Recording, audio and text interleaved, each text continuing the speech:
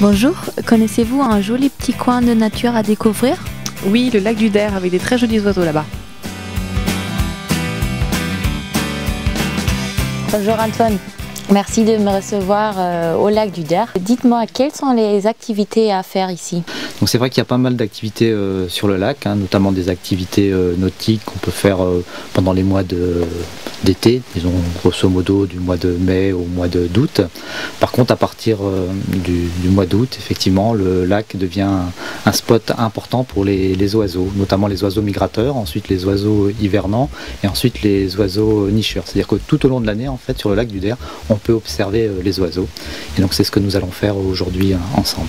Quelle espèce particulière on trouve ici?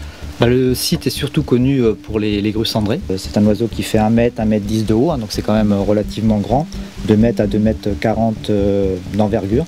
Donc c'est un oiseau qui niche dans les contrées nordiques, en Finlande, Norvège, Suède et jusqu'en Allemagne, depuis quelques années aussi en France. Et tous les ans, à partir du mois d'octobre, elles entament une migration vers le sud de l'Europe, notamment l'Espagne, donc qui est la zone principale, aussi un petit peu le Portugal et l'Afrique du Nord.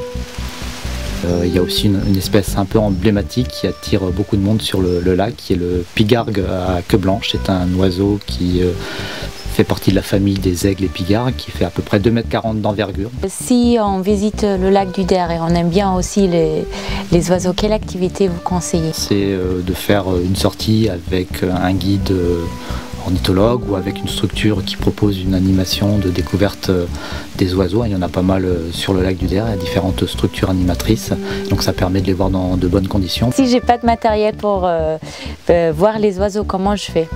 Effectivement, c'est vrai que c'est un petit peu délicat si on n'est pas équipé, parce que les oiseaux stationnent quand même sur des îlots ou des vasières, ils sont assez loin, donc il faut du matériel, au minimum des jumelles, et sinon une longue vue. Alors dans ce cas-là, si on fait une visite ensemble, il y a du matériel adéquat, on va observer les oiseaux dans la longue vue, ça grossit jusqu'à 50 fois et vous les verrez dans d'excellentes conditions.